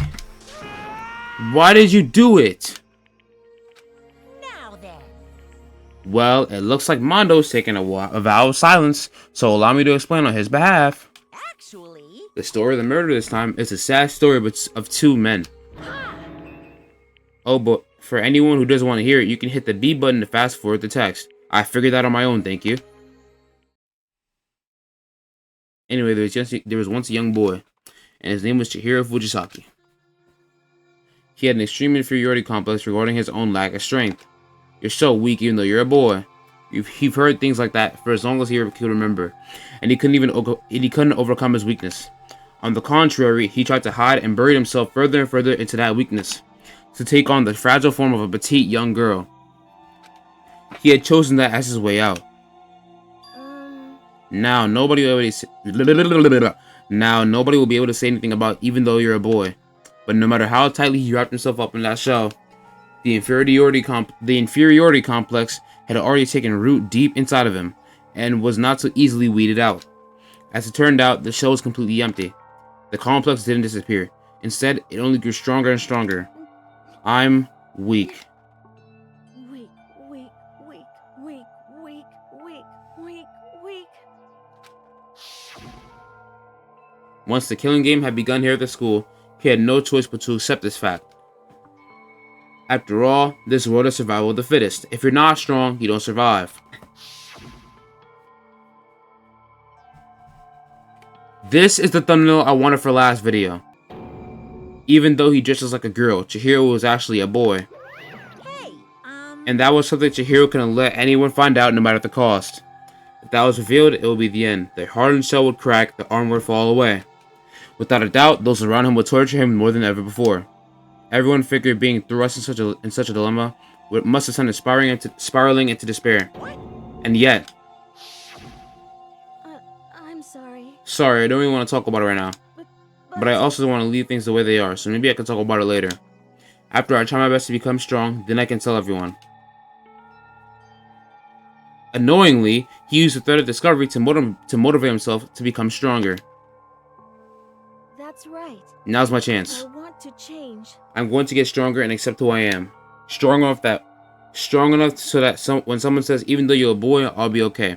I'll get better. With that thought at the front of his mind, he resolved to take immediate action. And so,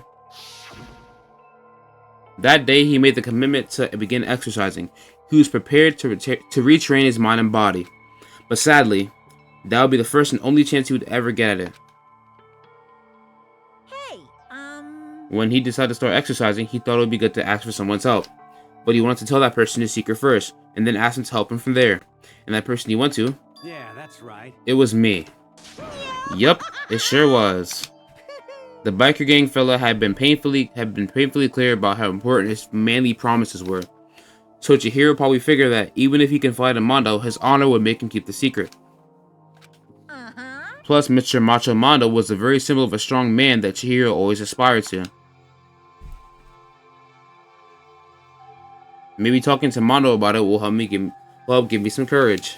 So he went and asked Mondo to help him become strong. That was his aspiration.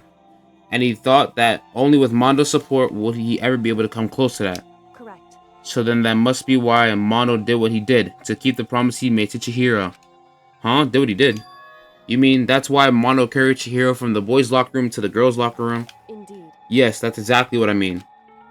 Wasn't that to cover up what he'd done? Certainly. That could have been part of it, but I don't think it was the main reason. The real purpose was to keep the promise between men he made to Chihiro. But how does moving the body keep it secret? Because if everyone knew he'd been killed in the boys' locker room, then everyone would have been arguing about how she got into the boys' locker room, right? Once that started off, at least a few of us would have immediately begun to suspect his identity. So he tried to protect Chihiro's secret by putting him in the girls' locker room and stealing his handbook. See? Then Mondo did all that to keep the promise he'd made to Chihiro, who he also killed? Why would he do that? The more I hear you talk, the more I don't understand. I mean, you guys trusted each other, right? So why? Why did you? Because no matter what, I didn't want anyone to know. I So that's what triggered it after all. The possibility of having your embarrassing memories and secrets exposed. What is this? That's impossible. Nothing could have been that bad. Whoa, nigga, you don't know. Something you didn't want anyone to know. Even if it meant killing someone? It's impossible. Don't make me repeat myself. How many times must I repeat myself? To judge others by your own standard is the height of folly. Even if you can't comprehend it, he obviously can. That's all there is to it. Well, while we're on the subject, why don't I tell you? That embarrassing memory. The secret he didn't want anyone to know. You know what Mondo did? He killed his own brother?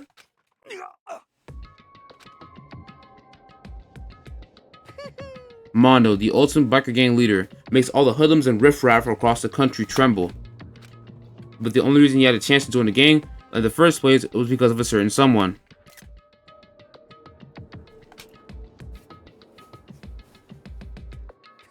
Mondo's other brother's name was Daya Owada. Mondo had nothing but respect for him. It was because of Daya that Mondo ever got on a motorcycle. Mondo's brother was his only family growing up. He was the only one Mondo could trust or respect. He wanted to measure up to his big brother, so he imitated him in everything he did. Mondo was the epitome of the starry-eyed kid brother. Meanwhile, the charismatic older brother had put together a local motorcycle gang. And before anyone knew it, it had grown to be... And before anyone knew it, it had grown into the biggest biker gang in the country. Daya, the older brother, the number one in the gang, and his number two, his younger brother, Mondo. In the beginning, everything was peaches and gravy. But when Mondo started to think about how he would have to take over the game from his brother someday, his brother's greatness, his reputation, began to gnaw on Mondo's very soul. The kid's gonna take over for Daya, huh? Daya created this game with his bare hands. Mondo's just along for the ride. Can someone like that really be our leader? All that'll do is make the gang look bad. Wow. Almost every day, Mondo heard the gossip and whispers of the other members of the gang, which is why I gotta get stronger than Daya. Once, just one more time. No matter what, I gotta win. Don't fuck with me. I don't care what it takes, I gotta come out on top. And on the night of his amazing brother's retirement ceremony, Mondo challenged him to a street race. But during the race, tragedy struck.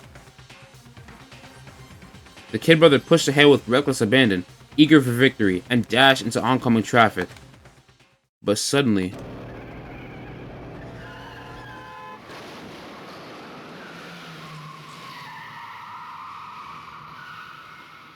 his brother sacrificed himself. Laying in his kid brother's arms, the older brother delivered his final words.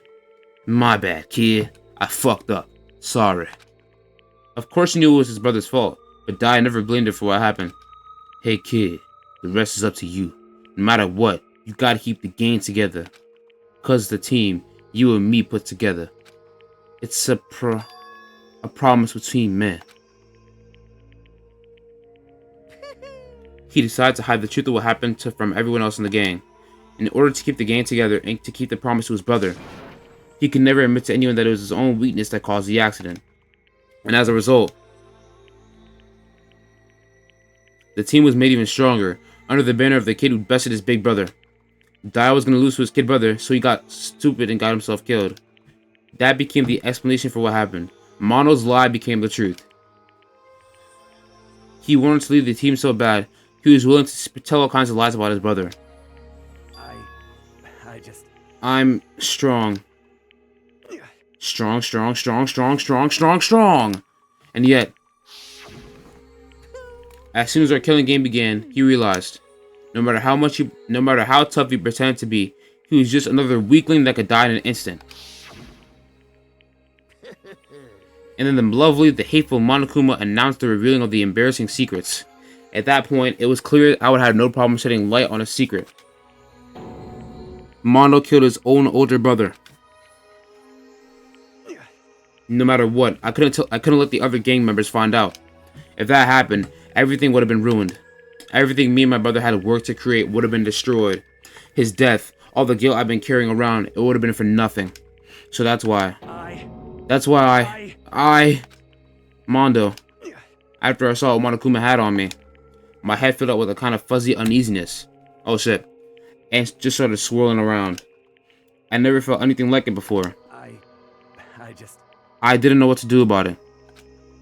I wasn't sure what to think or say, but after a while, that fuzzy uneasiness turned itself into a rock-hard lump of anxiety way down on my stomach. And it was right around then that Chihiro asked me to start working out with him.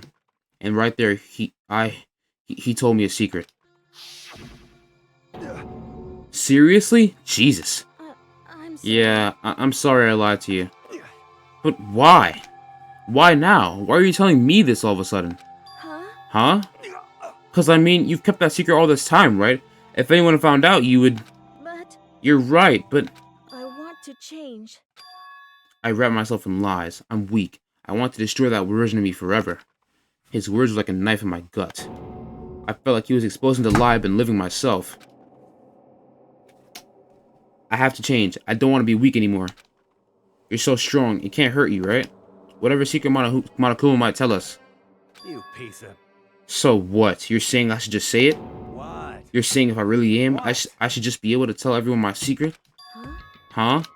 I was jealous. I was jealous of Chihiro's strength. He had the strength to face his own weakness, to try and overcome it. It was a kind of strength I'd never had. So I was jealous of him. And that jealousy broke me. What? Are you making fun of me? I'm strong? Are you fucking with me right now? No. No, I'm not making fun of you. You really are strong, Mondo. I felt like I could hear something starting to creak. Something inside my head. What did he want me to do? What was I supposed to do? Was I supposed to just sit back, let my secret get revealed, and ruin everything? What's wrong? Why did you have to tell me all that? Are you trying to rub my failure in my face? No, I just really admire you. I admire your strength. Yeah, that's right. That's right. I am strong. I'm strong. Strong. Stronger than you. You son of a And bitch. stronger than Daya. I don't remember anything after that. When I woke up again, he was laying at my feet, covered in blood. I had the dumbbell in my hand, and I was just staring at him, down on the ground. Hey. I killed him. I killed Chihiro. Even after all this time, I'm I'm- still just as weak as I've always been. And thanks to that, I did something I can never take back. Mondo. He was normally so aggressive, so angry. He hid that weak side away from everyone. That was a secret. A weakness like that lived in a heart like his, and it turned him cold-blooded. God damn it. Look at him, you see? You're all just like him. For a secret from the past, for a memory. For that, he killed another living human in cold blood. He couldn't cut free of his regrets from the outside world. He doesn't know what true strength is. Do you see hope anywhere in there? Because I sure don't. You bastard! Just shut up, you son of a bitch. Go ahead, say that again. I dare you. Yep. Okay, I'll say it as many times as I want. Is what I want to say, but... Unfortunately, I can't do that right now, because the time for punishing is fast approaching. Punishing? It can't be. You mean execution? No, nigga, he's gonna spank him! Now then, I prepared a very special punishment. For Mondo Awada, the ultimate biker gang leader. No, wait! Let's give it everything we've got. It's punishment time! I said wait! Sorry, man. I couldn't keep the promise we made. From one man to another.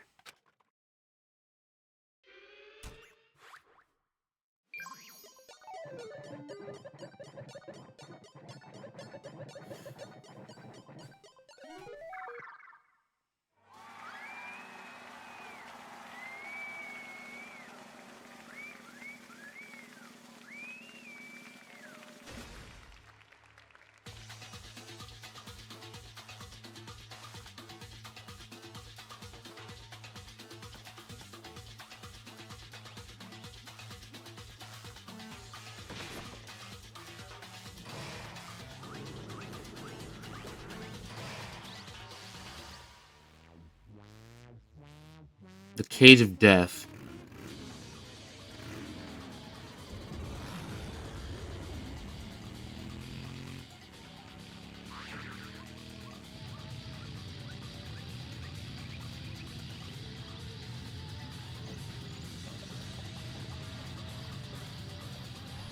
Oh, he's getting fat. Oh, what?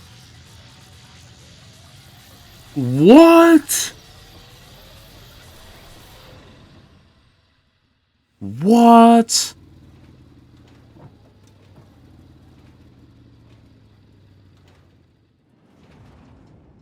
So he just evaporated into thin air? He just evaporated?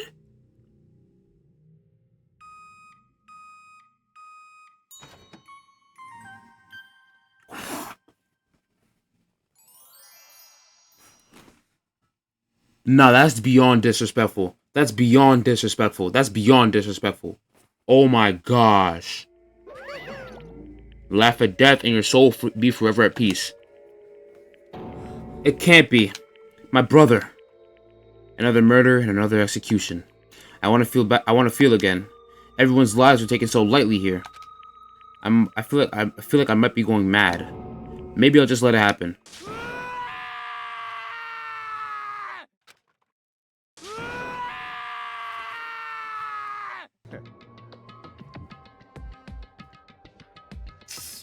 This fuck ass nigga, bro. Byakuya? You're completely insane, you know that? A game? One of our friends is dead. Do you realize that? Naturally. Of course I do. Because this game is life or death. Hey. I don't have anything to say to you. I don't have a response except that. However, I just don't understand why. Why did you go out of your way to disguise Mondo's crime? What? Why? Is it obvious? Because it made things more interesting.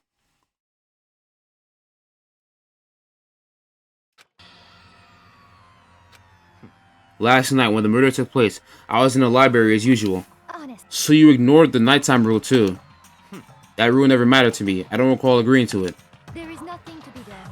Well, I don't particularly care. Please continue. The night grew late, and I decided to return to my room, which is when I stumbled upon him. I spotted Mondo coming out of the girl's locker room. After he'd gone, I looked inside and saw the corpse. What? You mean you actually witnessed the murder? He was such a fool. He didn't have the slightest idea that I'd seen him. Well... So you're saying you knew who the culprit was from the very beginning? That's right. Indeed, but if that had been the end of it, how boring would that have been? So you're telling me you withheld information from the court for the love of the game?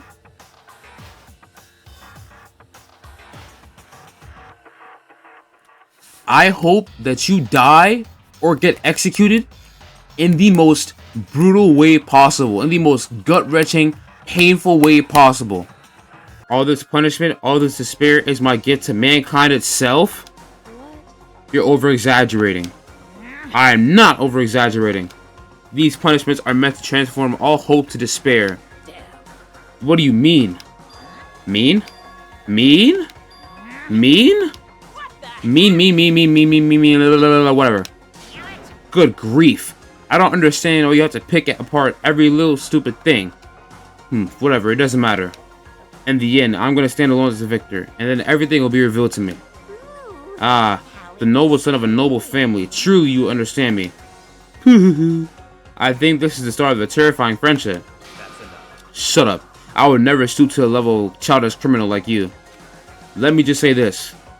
After I've achieved complete victory, you're up next. I'm going to find you and kill you, understand? In the name of my family.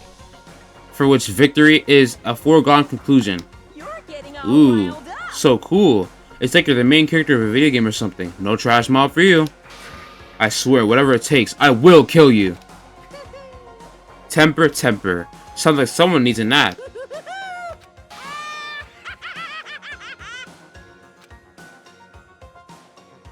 This song is amazing. Monokuma's laughter peeled across the courtroom, and the curtain closed on the case of Chihiro and Mondo. But I knew that wasn't the end. The killing game would still continue, because the mastermind wouldn't let it end. For those of us who were still alive, our worst fear and despair kept on multiplying. It was the kind of despair that felt like a blind puppy in hell had more of a future than us. All of our courage, our effort, our friendship, it felt like it amounted to nothing at all. It was the worst kind of despair.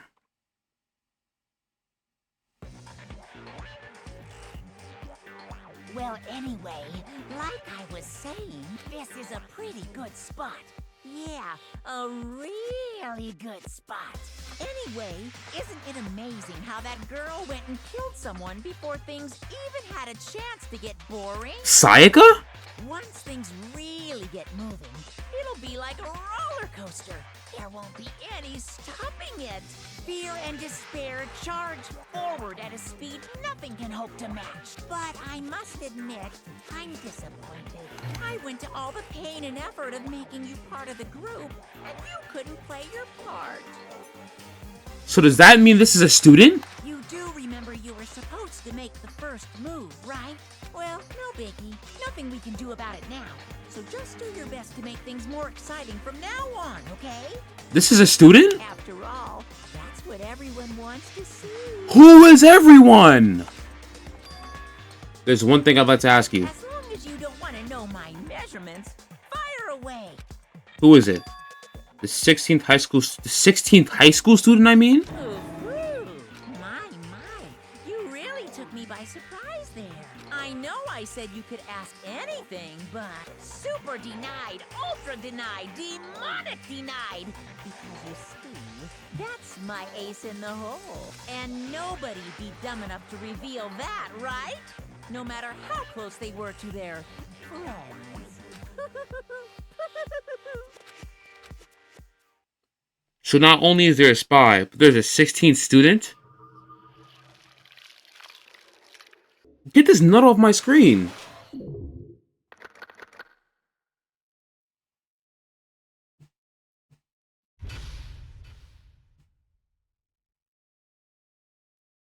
I've been pouring some drink and some Henny up all on my soda just so I can feel a little something like. I got multiple colors that drip on my wrist, got the two-tone watching they dance with the flit like. Hey, who do it better than me?